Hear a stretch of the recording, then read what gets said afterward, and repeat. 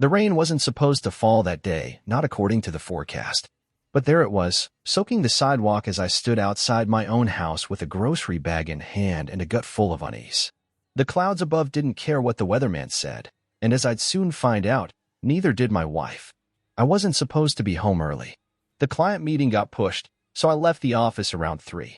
I thought I'd surprise her with her favorite bottle of wine, maybe fire up the grill and pretend for a moment that things were like they used to be. Normal, intimate, real. The moment I stepped through the door, I sensed it, something off in the air. Our house had a distinct rhythm, like a familiar song. And this? This was a skipped beat. Cass. I called out. No answer. But the sound of muffled voices drifted from upstairs, one male, one female. My heart pounded, blood roaring in my ears as I climbed the steps, slow, careful, and unsure of what I was even hoping to find. Halfway up, I recognized the laugh. His. Jason. My best friend. My business partner of 12 years. The man who gave the best toast at our wedding. The door was cracked, just barely. I wish I could say I walked away, spared myself the visual trauma. But I looked. She was on top. Jason's hands gripped her hips like he owned her. Cassie's head was thrown back in pleasure, moaning his name like a prayer. My name, the one she used to whisper while curled into me at night, was nowhere in that room. I don't remember dropping the wine. I only remember the sound of glass breaking, the way it echoed off the hardwood like a final verdict. Jason shot up first, startled, trying to cover himself. Cassie's eyes met mine, wide and guilty. She tried to speak, but the words caught. What the hell is this? I asked, my voice cold, shaking.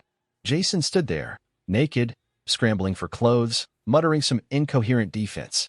Cassie fumbled with the sheets, her face a cocktail of fear and shame. But it wasn't just the betrayal, it was the ease, the familiarity of their movements. This wasn't a first-time slip. This was a routine. I didn't want you to find out like this, she stammered. I laughed, bitter and low. How was I supposed to find out? A postcard from the two of you? Maybe a Christmas card, signed with love from your wife and your best fucking friend. Jason tried to say something. I didn't hear it. I couldn't. I walked out. The next few days passed like a blur. I stopped going to the office. The business, our business, could rot for all I cared. My name was still on the building, but so was his. I built it from the ground up, and now even that felt tainted. Cassie left the next morning. Didn't even pack much. Said she needed space to think. I said nothing. What was there to say? She'd already packed her body and soul into someone else's arms. Everything else was just leftovers. The lawyers got involved quickly. She wanted half of everything. I tried to fight it, but Jason had covered his tracks well. She hadn't just been fucking him, she'd been planning. She had texts, emails, records that painted a picture of emotional neglect on my part. Convenient fiction to justify her actions. In 6 months, I lost half my company, half my savings, and all of my peace. Every time I closed my eyes, I saw her on top of him. Every time I opened them, I saw the empty side of my bed. Friends stopped calling. People picked sides, or worse, pretended neutrality, which was just betrayal in a more polite form. Even my own sister asked if there was something missing in the marriage that maybe I hadn't seen. I wanted to scream at her. At everyone. But mostly at myself. I'd loved her. Protected her. Built a life for her. And Jason? He was the one person I trusted when I had no one else. I introduced them. I brought him into my home. I gave them the keys. Now, they had both slammed the door behind me. And there I was, sitting in my dim kitchen, staring at a bottle of scotch and wondering how the hell my life had imploded without even the courtesy of a warning sign that I could have caught. But the signs were there, weren't they? The distant looks. The missed dinners. The secrets she kept tucked behind her fake smiles. I just didn't want to believe them, because believing them meant facing the truth. I wasn't enough. Not for her. Not for the man who used to call me brother. Not even for the life I thought I'd built. The shattering didn't happen all at once. It never does. It starts with hairline fractures you don't notice until the whole damn thing falls apart. This was the sound of my soul breaking, and I was only just starting to hear it. The silence in the house was deafening. That's the thing they never tell you about betrayal. It doesn't just hurt, it echoes. Every creak in the floorboards, every distant car passing by outside, it all sounded like Cassie's voice in my ears, whispering the lie again and again. I didn't mean for it to happen. Bullshit. After she left, I stayed in the house for a week. Just me, the bottle, and the ghosts. Her scent still lingered on the sheets. Her robe still hung on the back of the bathroom door.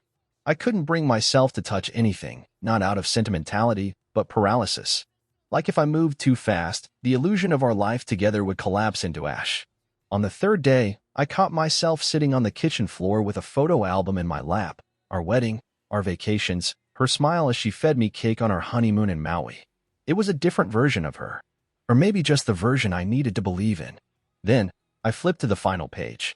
A photo from last Christmas, the last time I thought she looked at me like she still wanted me.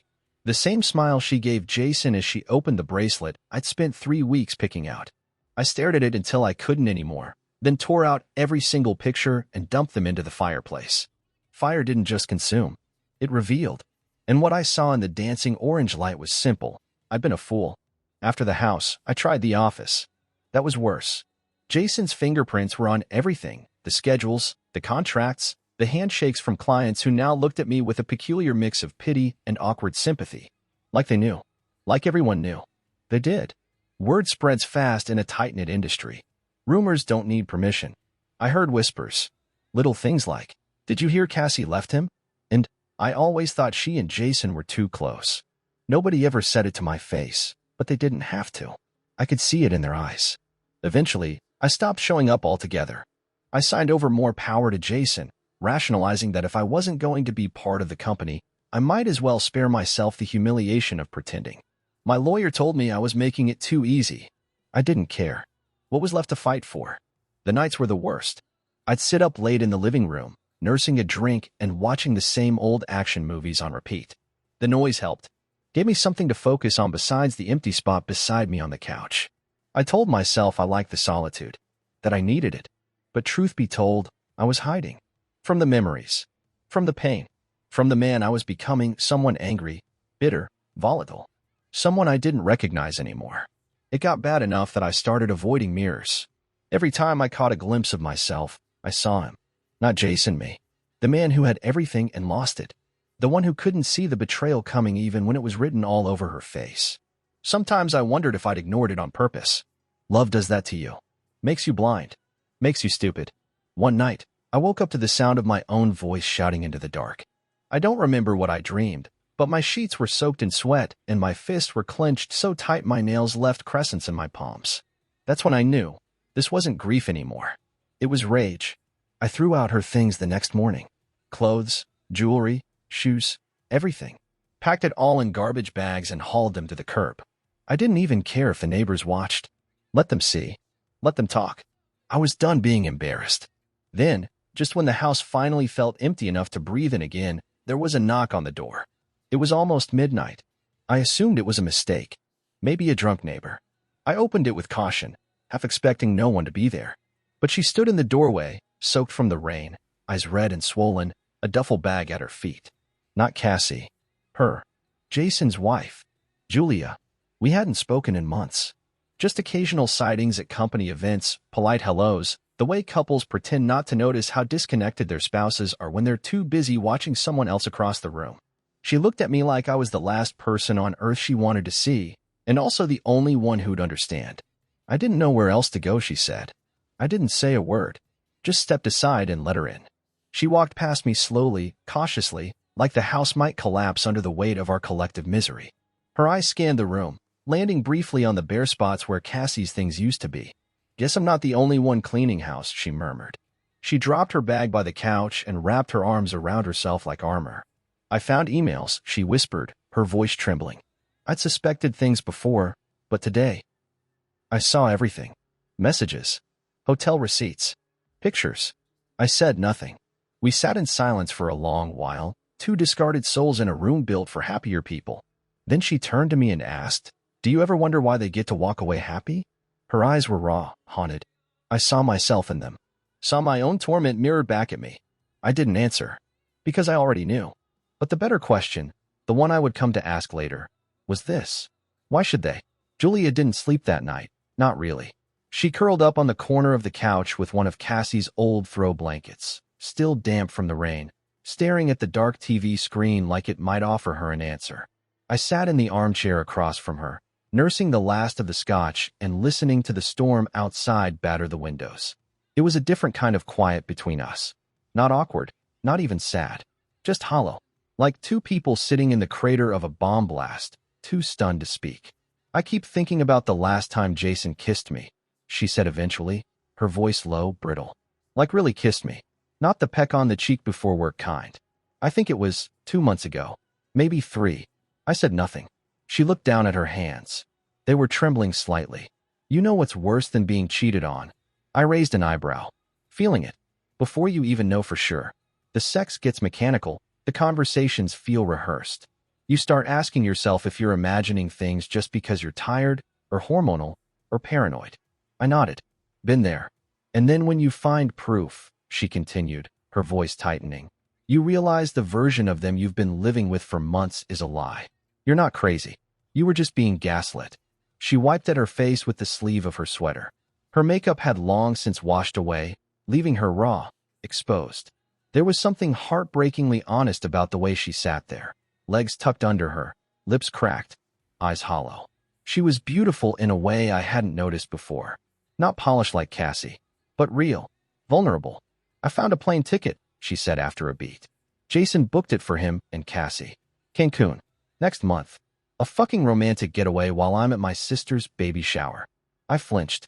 The image of them drinking margaritas in the sun, laughing at how easily they dismantled our lives, made my stomach churn.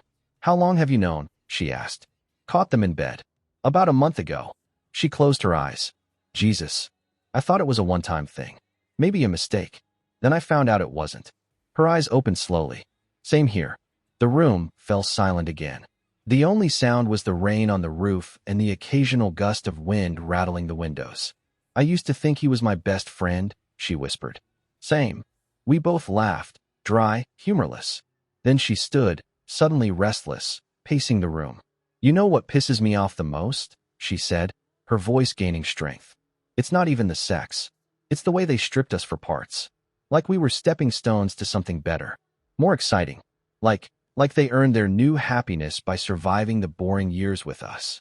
I leaned forward, elbows on my knees. Yeah, like we were the dry run. The starter marriage. She turned to me, eyes blazing now. They don't get to win. Not like this. There it was, that spark I'd been waiting for. The same flicker of rage that had been simmering in my own gut for weeks. But here, in her voice, it sounded more dangerous. More alive. She dropped back onto the couch and stared at me, eyes narrowing. Why should they get a happy ending? I blinked. You said that before. Because it matters, she snapped. They blew up our lives. Lied to us. Humiliated us. And now they get to walk off into the sunset with each other? Screw that. Her words echoed in the room. I wasn't sure if I was supposed to comfort her or agree. But the truth was, she wasn't wrong. Maybe they don't get away with it, I said carefully. Maybe we don't just lie down and let them ride off into their fairy tale. She tilted her head. What are you saying? I shrugged. I don't know yet. But something tells me we're not as powerless as they think. For a long moment, we just stared at each other. Something passed between us, recognition, maybe. A silent agreement. Not revenge. Not yet. But something darker than acceptance. A shared hunger to not let this be the end of our stories. She stood again, stretching, her eyes still locked on mine. I should go, she said quietly. I didn't mean to unload like that. Stay, I said, almost instinctively. It's late. And I don't want to be alone tonight. Her expression softened. Me neither. We didn't touch. Didn't move closer. But something shifted in the space between us. An understanding. A truce. Maybe even the beginning of something else entirely. She sat back down, pulled the blanket around her shoulders, and rested her head against the couch. Within minutes, her breathing slowed, steady and even. I stayed in the chair, watching her sleep. The rain eased into a soft drizzle, like the sky itself was finally catching its breath.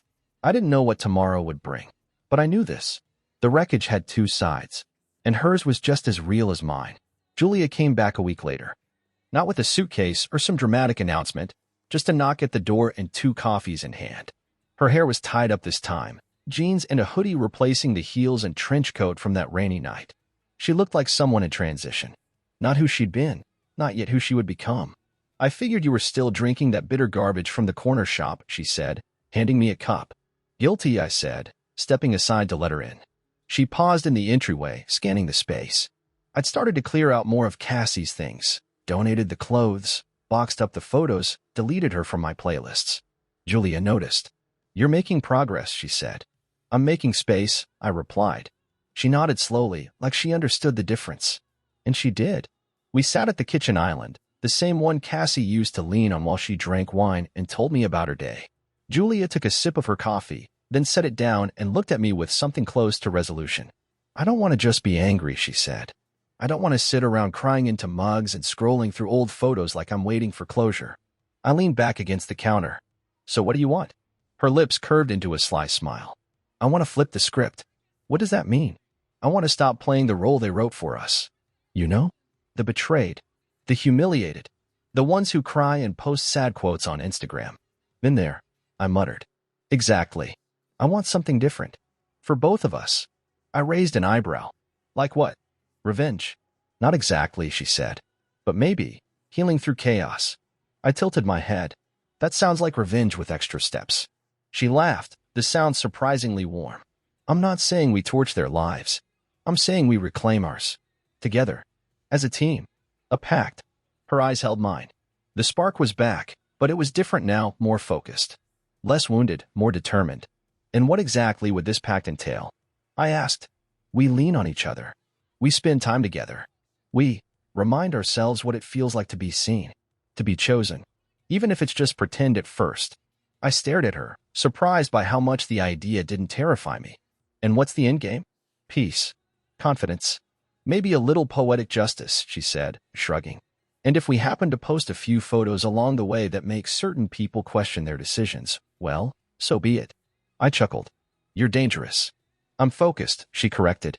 There was a pause, the kind of silence that felt like the edge of a cliff. One of us had to step over.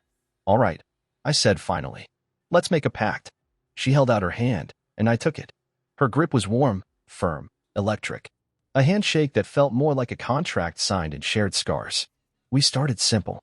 Dinner the next night, burgers and whiskey at a low-lit bar downtown. No romantic gestures. Just conversation, laughter, and the odd glance that lingered a little too long.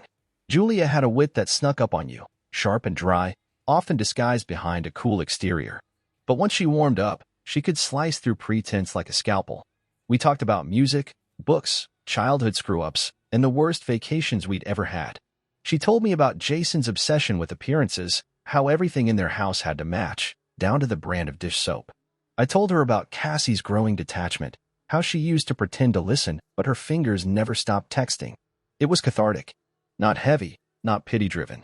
Just two people finally exhaling after months of drowning. The following weekend, we did movie night at my place. She brought wine, I made popcorn, and we argued over which decade had the best horror films. She sat close, but not too close. Our arms brushed once or twice, a casual touch that carried more heat than either of us acknowledged. By the third week, we were texting daily. Inside jokes. Random memes. Quick updates. It was easy. Natural. Like we'd known each other longer than we had. One night, while we were walking back from a late dinner, we passed a couple making out against a lamppost, young, reckless, dripping with lust and freedom.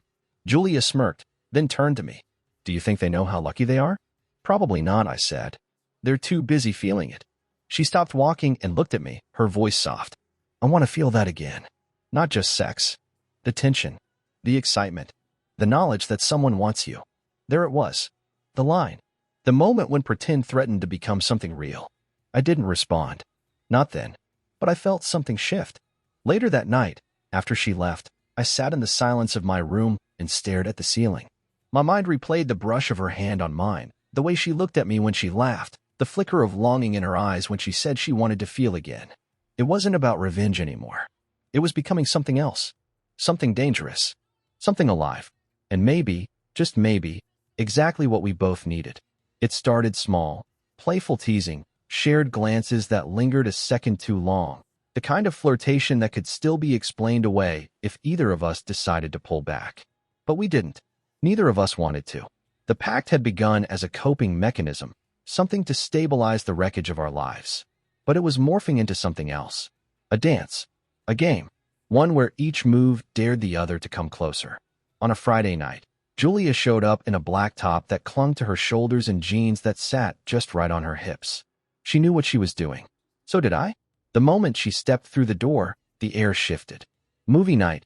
she asked, her tone light. "Sure," I said, but my eyes betrayed me, dropping lower, then flicking back to her face. She noticed. Her smile told me she didn't mind. We watched some forgettable thriller, but I couldn't tell you a single plot point. Julia sat close, closer than usual. Her thigh touched mine. Her arm rested along the couch back, fingers idly toying with the edge of my sleeve. When the killer on screen made his big reveal, she jumped, leaned into me, laughed at herself, and didn't pull away. "Scared?" I asked, teasing. "Please," she said, smirking. "You've got bigger things to worry about than fictional murderers." "Like what?" She turned her head, looked me right in the eyes.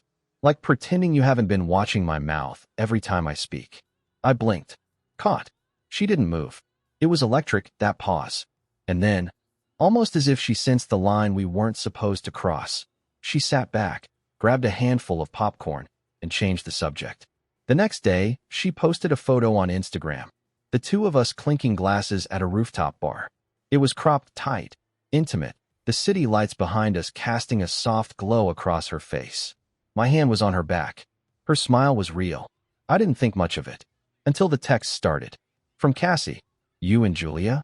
I stared at my screen for a long moment. Then I typed back, "What about us?" Her reply came quickly. "I guess you moved on fast." The hypocrisy would have been laughable if it hadn't stung. I didn't respond. Instead, I texted Julia. Cassie saw the post. Her response was a single emoji. Later that night, we met for drinks again. The bar was packed, the lights low, the music just loud enough to force us close to hear each other. "She's rattled," I said. Julia sipped her martini. "Good. We said we weren't doing this for revenge." "I said that," she replied. "But maybe I lied a little." I leaned in. "So what is this, then?" Her gaze held mine. "Therapy." That night, we took a selfie together, one of those accidental on purpose ones, both laughing mid-smile. She posted it. No caption. Within an hour, Jason had viewed her story. Twice. We were bait now. And they were biting. Over the next few days, we leaned in, hard. Double dates with mutual friends. Flirty comments online. A picture of Julia in my hoodie. Her hand resting on my chest during brunch. All just subtle enough to remain deniable, but obvious enough to start the whispers. People noticed. That was the point. At one point, my buddy Mason pulled me aside. "Is this real?" he asked. "You and Jason's wife?" I shrugged. "Define real." He whistled. "Damn, man. You've got balls." But it wasn't about guts. It was about control. For the first time since the affair, I wasn't reacting. I was acting. I was writing my part in the story, not just surviving it. But underneath the strategy, something else was happening. Late one night, we were back at my place, sitting on the porch with beers and blankets. The city lights blinked in the distance. Julia leaned her head against my shoulder. "You know," she said softly, "this started as a game." I turned to her. "And I'm not sure it is anymore." I didn't answer. I didn't have to. My fingers brushed hers, and this time she didn't pull away. The kiss didn't come that night, but the space between us was thinner than ever, like glass under pressure, waiting to shatter. And yet, there was restraint, maybe even fear, because deep down we both knew, if the line blurred too much, there'd be no going back. Still, we kept pushing. A week later, Julia suggested we take a trip, just a weekend away. "They took pieces of us," she said. "Let's take something back." We booked a cabin up north, something rustic and private. When she stepped out of the bathroom that first night, her hair damp, skin glowing from the fireplace's flicker, she paused at the edge of the room. I stood, walked over to her, and for a heartbeat, we just stood there, our faces inches apart, breath shared, bodies drawn. I touched her cheek, just lightly. She closed her eyes. And then, at the last second, she stepped back. "Not yet," she whispered. My throat tightened. "Okay." Because the truth was, we weren't pretending anymore. And that terrified us both. It wasn't supposed to happen that night. There was no plan, no countdown, no slow burn seduction like in the movies. It just happened. And when it did, it hit like lightning, bright, hot, and impossible to ignore. We were back from the cabin. The weekend had been a blur of scenic hikes, quiet breakfasts, and tense silences that pulsed with everything unspoken. The line between comfort and attraction had been erased a dozen times, redrawn, and erased again. By the time we returned to the city, we were both raw from holding back. That Monday evening, Julia showed up at my door soaked to the bone. A freak rainstorm had caught her during a walk. No umbrella. Just her, a drenched hoodie, and hair clinging to her cheeks like ink strokes on parchment. "You looked like you needed an excuse," I said, stepping aside to let her in. She didn't smile. She didn't say anything. Just walked past me, peeled off her hoodie with trembling hands, and stared at the floor for a moment too long. "Everything all right?" I asked, watching her closely. "Jason called me today," she said, her voice flat. "Wanted to know if I was really seeing you or if I was just trying to hurt him." I scoffed. "Did you tell him it could be both?" Her lips quirked, but it wasn't amusement. It was pain dressed up in sarcasm. "I didn't tell him anything." I hung up. She moved toward the fireplace, still shivering. I grabbed a blanket from the couch, draped it over her shoulders. Her fingers caught mine. The touch was soft, then firm, then more.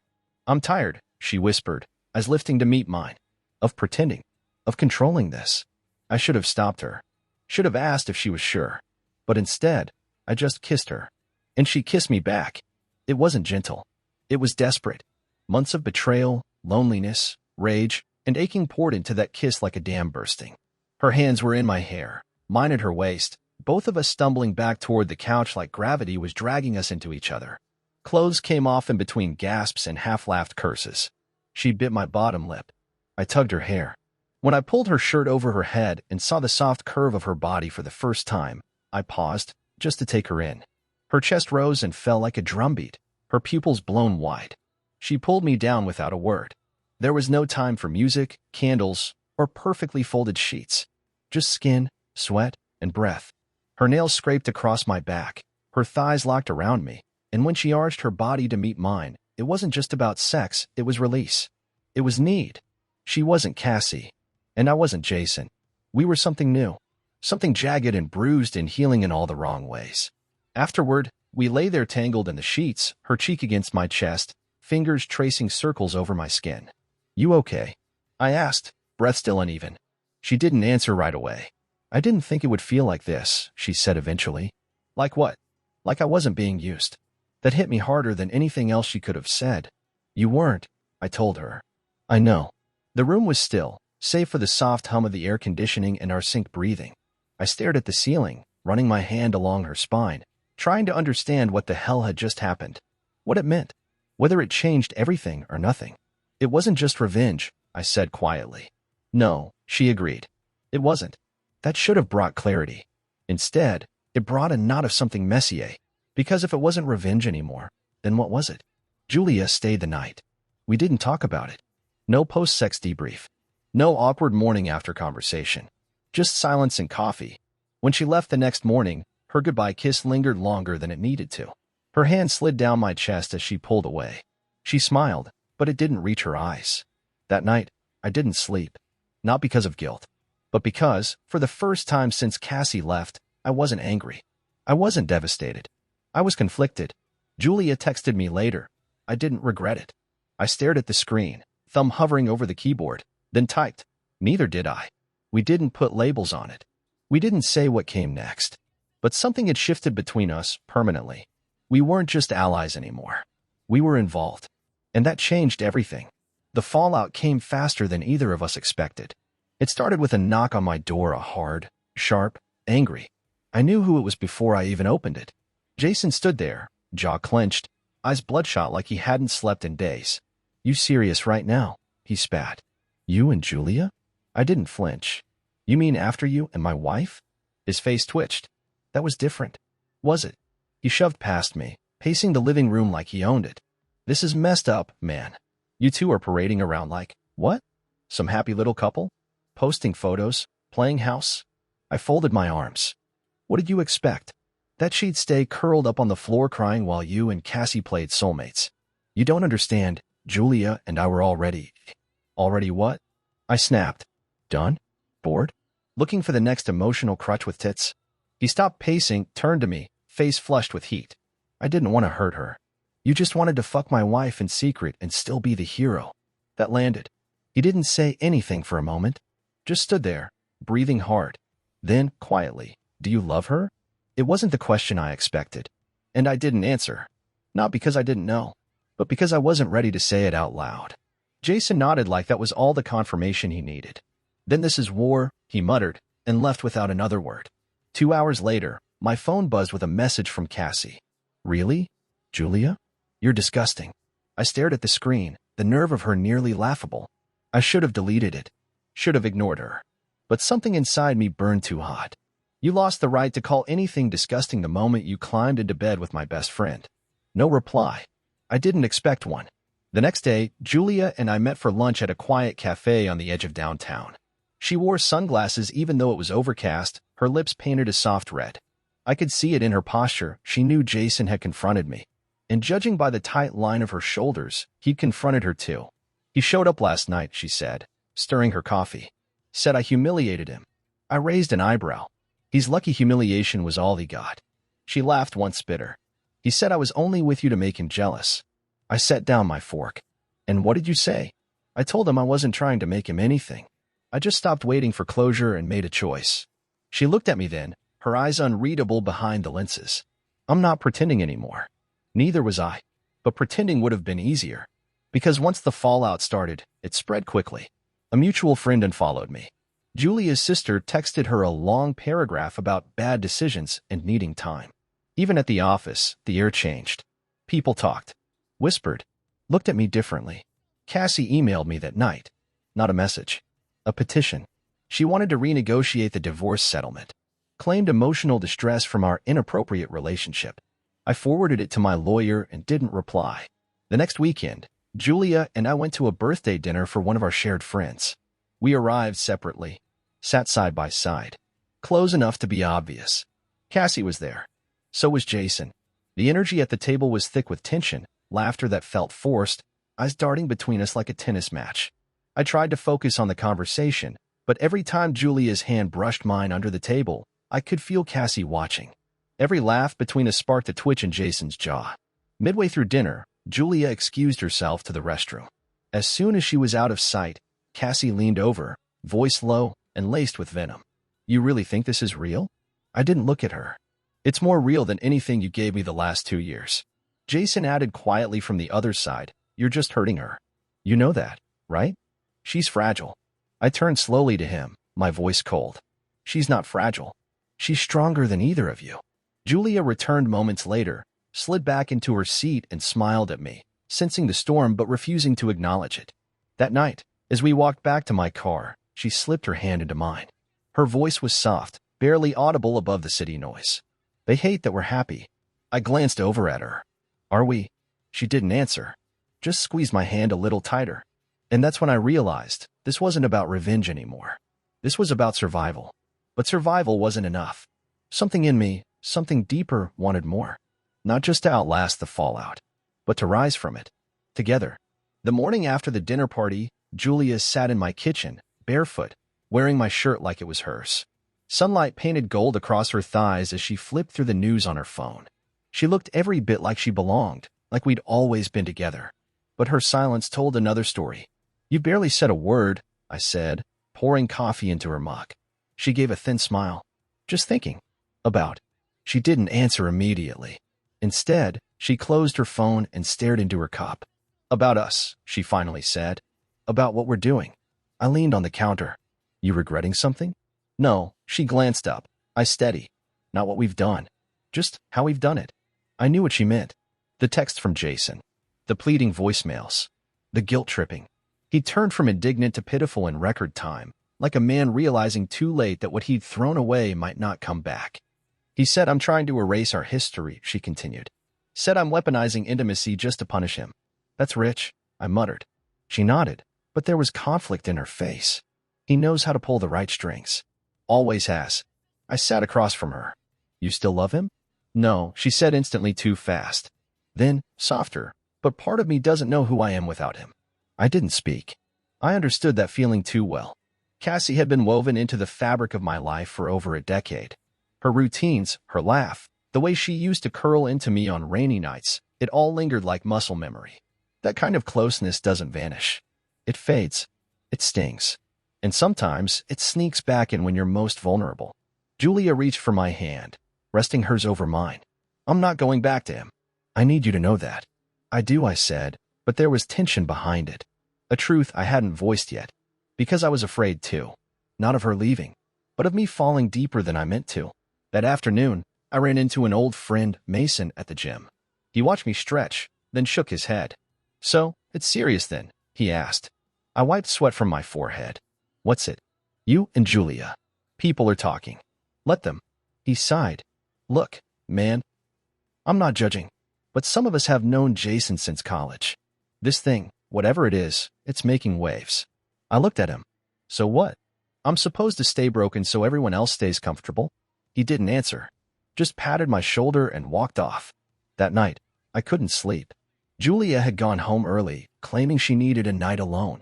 I believed her, but part of me wondered if she was creating space, putting distance between what we'd built and what it was turning into. I scrolled through my phone, mindlessly thumbing through photos. There was one of us at the cabin. She was looking out at the lake, her back to me, hair dancing in the wind. It wasn't posed. She didn't even know I took it. But something about that photo hit me harder than any kiss we'd shared. Because she looked free, and I wasn't sure I was letting her stay that way. The next day, we met at a bookstore cafe she liked. She wore a soft sweater, no makeup, and her hair in a loose bun. Still the most beautiful woman in the room. She sipped her drink and said, You ever wonder if we're just two people clinging to each other to avoid sinking? I blinked. That's dark. Is it? I leaned forward. Julia, I care about you. I don't know exactly what this is yet, but it's not just survival. She looked at me then, really looked. I believe you, she said. But I'm scared I'm becoming dependent on you the same way I used to be with him. That I'm trading one anchor for another. The words stung, but I understood. Then let's not be anchors, I said. Let's be something else. Like what? I smiled. A raft. She laughed, a real laugh. Terrible metaphor. Maybe, I said, reaching across the table, taking her hand. But it still floats. She nodded, fingers lacing with mine. But I saw it in her eyes, doubt still lingered. And maybe it always would. That night, I sat in the silence of my apartment, wondering if love could really bloom out of ruin. If two broken people could ever build something whole. The loyalty I felt toward Julia was real, but so was the weight of everything we'd lost. And as we navigated that fragile in-between, one thing was certain. We weren't just fighting our exes anymore. We were fighting ourselves. The truth came from an unlikely source, a friend I hadn't spoken to in months. His name was Calvin. We played golf together a few times, had drinks with our wives back when our wives meant Cassie and Julia. Back before the ground cracked beneath us. I hadn't expected his call, and at first, I let it ring out. But curiosity, or maybe intuition, got the better of me. Hey, I answered, cautious. Man, he exhaled, voice low and rushed. I wasn't sure if I should say anything, but I can't sit on this. Okay. It wasn't just a few months. Cassie and Jason? That shit started over a year ago. Maybe more. I froze. They told everyone it was recent, I said flatly. Something that just happened. He snorted. Yeah, well, Cassie let it slip to my wife after too much wine at a dinner party back in March. Said something like, we knew it was wrong, but it felt right from the start. The start? Calvin hesitated. She meant the first Vegas convention. 2 years ago. Silence stretched between us. I'd been there too, at that convention. I remembered the night Cassie disappeared to get drinks with friends, while Jason and I split up to work the room. I remembered her slipping into our hotel room past midnight with lipstick smudged and excuses at the ready. I had believed her. Now, I knew I shouldn't have. Sorry, man, Calvin said quietly. I figured you'd want the truth. I hung up without another word. The rage was volcanic. Not loud. Not explosive. Just slow, suffocating heat. I sat in the living room, staring at nothing, my fist clenched so tightly my knuckles ached. They both looked me in the eye, told me it was a lapse in judgment, that it just happened months ago, that they never meant to fall in love. But it was all a script, one they'd been rehearsing for years. That night, Julia came over without asking. She must have sensed it. She stepped inside, saw the look on my face, and set her bag down slowly. What happened? She asked. I told her. All of it. She listened, silent and still, her eyes wide, not with surprise, but with confirmation. I knew it, she said when I finished. I knew it was deeper than they claimed. I looked at her. You did. She nodded. There were signs. Subtle things. Moments that didn't make sense at the time. But now, her voice trailed off. I sat down heavily on the couch. It wasn't just betrayal. It was orchestrated. She sat beside me. They thought we were too stupid to see it, too soft to react. They thought we'd move on quietly. Julia reached into her bag, pulled out a stack of photos. Old ones, vacations, barbecues, birthdays. Jason with his arm around Cassie. Me in the background, laughing. Julia on the edge of every frame, always just outside the center. They've been building this life for years, she said. I flipped through the photos, seeing it now. The way Jason looked at Cassie when he thought no one was watching. The way her hand lingered on his arm. Julia sighed. You know what the worst part is? What? They were never going to tell us. That landed with brutal precision. Because it was true. If I hadn't come home early that day, if Julia hadn't found those emails, they would have kept going. Sneaking. Lying. Smiling in our faces like nothing had changed. We need to take this back, I said quietly. Take what? Our story. Our strength. Everything they tried to steal. She looked at me, eyes sharp now. You mean it? I nodded. I don't want revenge. I want clarity. I want to build something they can't touch. Julia hesitated, then reached out, her fingers brushing mine. Then let's do it together. And in that moment, the weight on my chest loosened. Not gone, but lighter. We spent the night talking, not touching, just words, honest ones. She told me she'd never felt truly seen by Jason, that he'd praised her in public but ignored her in private, that their sex life had become transactional, that her laughter was just a mask. I told her about Cassie's coldness, her detachment, how every year she seemed to withdraw further, until the woman in our wedding photos became a stranger sleeping next to me. We spoke like survivors, because that's what we were. The next morning, I made breakfast, real food, not coffee, in silence. Julia sat on the kitchen stool, watching me scramble eggs like I'd done it 100 times. You're domestic, she teased. I smiled. Don't get used to it. She tilted her head. Maybe I want to. There it was. The shift. Not explosive, not dramatic. Just real. That evening, she sent me a text. I meant what I said last night. You're the first man who actually sees me. I typed back. And you're the first woman who made me want to be seen. No emojis. No games. Just truth. The kind you only share after the storm has passed, and you're standing barefoot on soaked ground, ready to build something from the wreckage. Together. It was Julia's idea to go to the gala. A black tie affair hosted by one of our mutual clients, a tech startup whose founder we'd both known for years. Jason would be there. So would Cassie. The invite list read like a roll call of people who used to pity us. Not anymore. We don't go to cause a scene, Julia said as she adjusted her earring in the mirror. We go to show them we're not the story they wrote. I watched her as she spoke, mesmerized. Her dress was deep emerald, off the shoulder, hugging her in all the right ways. Her hair cascaded in soft waves, eyes lined just sharp enough to make an ex-husband rethink his choices. And if we do cause a scene? I asked. She turned, lips curling into a slow smile. Then we'll do it beautifully. The ballroom glowed gold and ivory, with chandeliers that glittered like stars and music that whispered through the crowd. People turned when we walked in, heads angled. Whispers traded like currency. Julia slipped her arm into mine and leaned just close enough to make it clear we weren't pretending anymore. Jason saw us first. He froze mid-conversation, the smile on his face cracking like glass under heat. He tried to recover, laughing at something his colleague said, but the shift in his posture gave him away. Cassie appeared a moment later, wearing a red dress that tried too hard and a smile that didn't reach her eyes. Her gaze landed on Julia, then me, then our hands, linked and unbothered. For the first time in a long while, I felt in control. We didn't approach them. We didn't need to. The power wasn't in confrontation.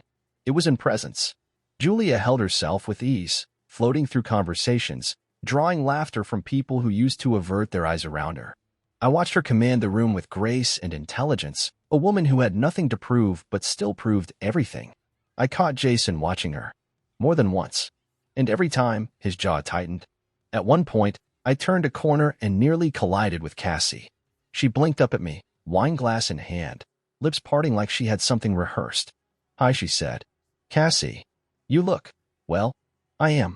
She glanced past me, toward where Julia stood laughing beside two VPs. You and her? It's serious? Yes. Her mouth moved, but no words came. Then, finally, it just happened so fast. I raised an eyebrow. Compared to what? 2 years of lying behind my back? She flinched. That's not fair, isn't it? Cassie swallowed. I didn't mean to hurt you. You didn't mean to get caught. We stared at each other for a beat too long. She looked tired. Older. There was no glow. No mystique. Just someone who thought she'd be the one standing next to success, and now had to watch it from across the room. Jason joined her a moment later, his hand brushing hers. His smile didn't match his eyes. We should talk sometime, he said, forced casual. No, I replied. We shouldn't. I walked away without waiting for a response. Later that night, after the music swelled and glasses emptied, Julia and I stepped onto the balcony overlooking the city. The air was crisp, the sky clear. She leaned against the railing, the wind brushing her hair back. How did it feel? She asked. Which part? All of it. I thought for a moment. Like peace. With a little satisfaction on top. She laughed. Better than revenge? Much. We stood there for a while, watching the city blink below us. They're unraveling, she said. Cassie kept glaring. Jason looked like he wanted to say something 100 times, but couldn't. They wanted us broken, I said. Instead, we rebuilt. She turned to me, her expression softer now. Not just rebuilt. Reimagined. I reached for her hand. Thank you. For this. For not letting me drown.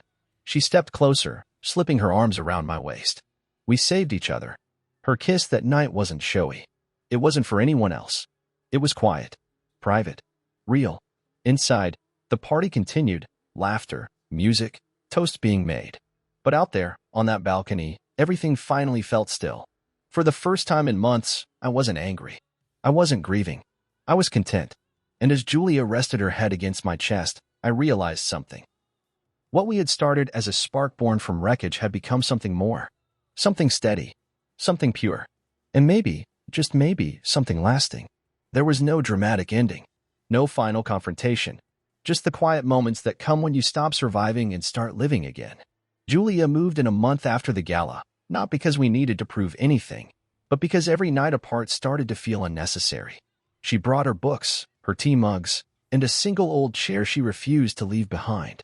I gave her space in the closet and learned how she took her coffee without asking. The transition wasn't perfect. She had habits. I had scars. There were days we clashed, moments we doubted.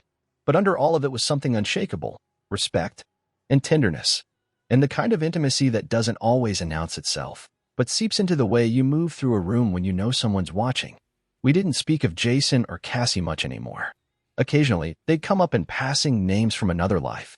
Rumor had it Jason tried to float the idea of marriage, but Julia told me with a laugh that she'd received an email from his assistant, not him. Even his proposal was outsourced, she'd joked. Cassie stayed quiet. I knew she'd moved in with someone new, though her social media posts had gone from curated and bright to vague and performative. Once, I saw a picture of her at a vineyard, holding a glass of wine, eyes vacant. The caption read, "Healing isn't linear." I didn't feel smug. I felt nothing. And that, more than anything, told me I'd moved on. Julia and I started our own traditions.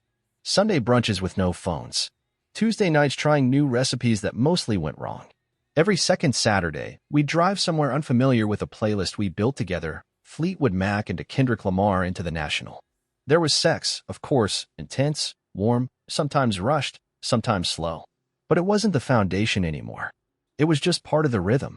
The intimacy between us had grown deeper, shaped by quiet mornings and late-night laughter. One night, months after everything, I woke up to find Julia watching me sleep. The moonlight painted her face silver. "Why are you staring at me like that?" I murmured. She smiled. "Just thinking. About." She leaned in, kissed me gently. How grateful I am that we crashed into each other. I pulled her closer. We didn't crash. We found each other in the wreckage. She rested her head on my chest. Same thing. The next morning, we didn't get out of bed until noon. We lay tangled in sheets in sunlight, fingers drifting across skin, trading stories we hadn't told yet, childhood crushes, worst dates, near-death moments. Her laugh made my chest feel full. Later, while making pancakes, she stopped suddenly, spatula in hand, eyes wide. We never had a label, did we? I turned from the coffee pot. Nope. She smirked. We're very off-brand millennials. So, do we need one? She tilted her head, mock serious. I don't know. I kind of like calling you mine. I stepped closer, kissed her forehead. Then call me that. She did. Often. One day, she handed me a small notebook, leather-bound, filled with ink and margin notes. "What's this?" I asked. "My journal," she said. "From the beginning. From the day I knocked on your door." I flipped through it. Her handwriting curled across pages like vines, each entry marked with raw emotion, pain, confusion, hope. I read one aloud. "I don't know what this is yet, but it feels like light trying to break through." I looked up at her. She smiled. "I wrote that after our first real kiss." I nodded. It broke through. Outside, the seasons turned. Leaves fell. Snow came and went. Spring bloomed, and with it, something settled inside me, a piece I hadn't known I was missing. We built a life. Not as a statement. Not to prove anything. Just because we wanted to. One morning, I watched her water the plants on our balcony, sun catching her cheek, a small smile on her lips. No audience. No script. Just a woman at peace. And in that moment, I realized something. This wasn't about what we'd lost anymore. It was about what we'd found. Not revenge. Not recovery. But something real.